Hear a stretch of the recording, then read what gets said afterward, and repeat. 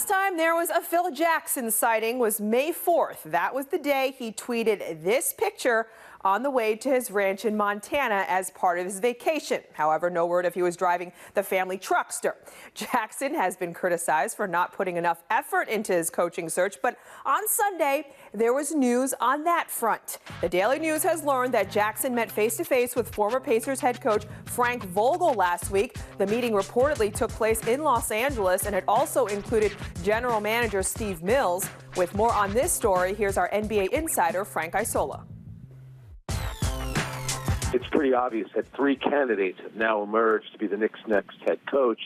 Kurt Rambis, the incumbent, as well as Frank Vogel and David Blatt. Phil Jackson has met face-to-face with both David Blatt and Frank Vogel. The feeling around the league is that Kurt Rambis remains the leading candidate because he runs a triangle, and Phil Jackson believes that he can work closely with Kurt Rambis. And that's something that Phil Jackson will try to sell to Jim Dolan.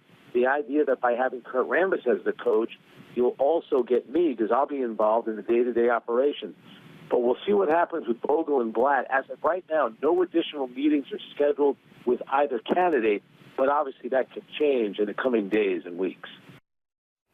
Thank you, Frank. And on paper, Vogel is definitely qualified for the job. In his 6 years as head coach of the Pacers, he led them to the playoffs 5 times, including 2 appearances in the Eastern Conference Finals. But of course, nobody knows what the Zen Master is thinking except, well, Phil Jackson himself.